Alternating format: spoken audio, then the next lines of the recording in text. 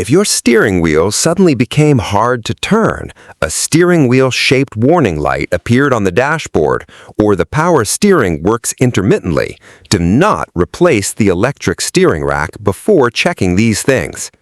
Many electric power steering systems are replaced because of a problem that is actually caused by a weak battery, a poor ground connection, a blown fuse, a sensor that needs calibration, or even a mechanical issue. In this video, you will learn about the most common causes, the voltages you should check, and a steering relearn procedure that can be performed without a scan tool on some vehicles. But be careful, because performing it incorrectly could cause the steering to pull to one side. Electric power steering, also known as EPS, uses an electric motor to help turn the wheels. A control module calculates how much assistance the driver needs using information from the torque sensor, steering angle sensor, vehicle speed signal, and other control modules. The first common cause of hard steering is a weak battery or incorrect charging voltage. Even if the engine starts normally, the EPS module may disable power assistance when it detects low voltage. With the engine off, a fully charged battery should normally read between 12.4 and 12.7 volts. During cranking, try to make sure the voltage does not drop below approximately 9.6 volts. With the engine running, charging voltage is typically between 13.5 and 14.8 volts, although you should always check the manufacturer's specifications for that specific vehicle. If the voltage drops too much while turning the steering wheel, inspect the battery, alternator, and main electrical connections. Never connect a conventional multimeter in series with the power steering motor. This system can draw dozens of amps and could blow the multimeter's internal fuse or damage the meter. To measure current safely, use a clamp meter. The second common problem involves the fuses, wiring, and ground connections. Electric power steering systems normally use a high amperage fuse. Simply looking at the fuse is not enough. Measure the voltage on both sides of the fuse while the system is operating. You should also perform a voltage drop test. Place one multimeter probe on the positive battery terminal and the other on the positive power supply terminal at the EPS module. While another person turns the steering wheel, a voltage drop close to or greater than 0.3 volts may indicate excessive resistance in a cable, fuse, terminal, or connection. On the ground side, measure between the EPS module ground and the battery's negative terminal. Ideally, the voltage drop should be approximately 0.2 volts or less while the system is under load.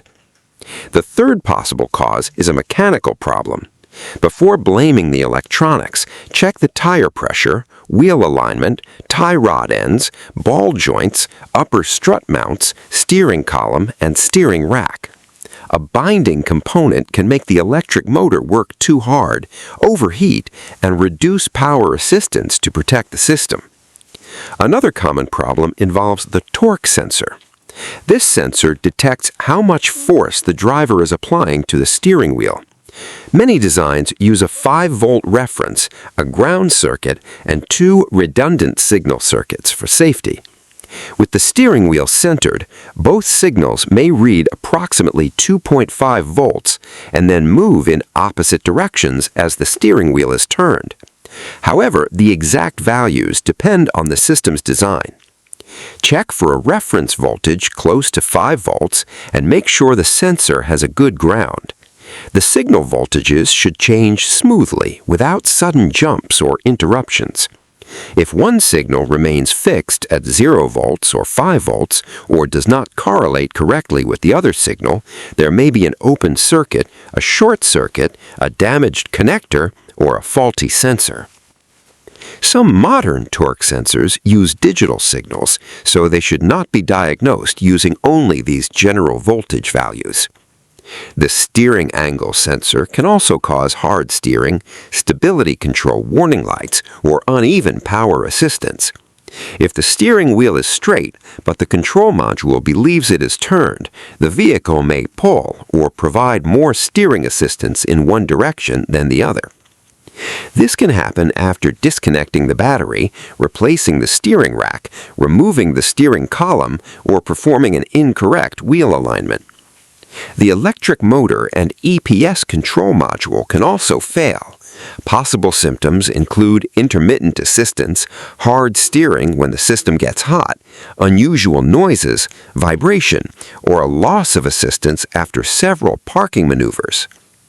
Do not apply direct battery power to the motor unless you understand the wiring diagram. In many systems, the motor and control module are integrated, and applying power incorrectly could damage them. You should also inspect the vehicle's communication network. With the battery disconnected and the network completely asleep, resistance between pins 6 and 14 of the OBD2 connector should be close to 60 ohms on many vehicles. A reading of approximately 120 ohms may indicate that one terminating resistor or part of the network is disconnected. A very low resistance reading may indicate a short circuit. With the ignition turned on, both CAN lines are typically around 2.5 volts at rest. During communication, CAN high may rise to approximately 3.5 volts, while CAN low may drop to approximately 1.5 volts. These are general values and may vary depending on the type of communication network used by the vehicle. Now let's talk about how to relearn or calibrate the steering without a scan tool. First, make sure there are no electrical or mechanical problems and position the front wheels completely straight. The battery must be fully charged. Turn the ignition to the on position for approximately 10 seconds without starting the engine and without touching the steering wheel. Then turn the ignition off and wait another 10 seconds. Next, start the engine and wait a few seconds. Slowly turn the steering wheel all the way to the left, but do not hold it forcefully against the stop. Then slowly turn it all the way to the right. Finally, return the steering wheel to the exact center position. Turn the engine off and wait between 30 and 60 seconds. Restart the engine and begin driving at low speed. Drive straight ahead at first and check if the system is operating correctly. Remember that this general procedure only works on certain vehicles. Other models require a manufacturer-specific procedure or a professional scan tool. If this information helped you understand why an electric steering system can become hard to turn, subscribe to the channel. Tell me in the comments what vehicle you have and what symptoms it is showing. Share this video with someone who is about to replace an electric steering rack, because a simple voltage test performed at the right time could save them from an expensive and unnecessary repair.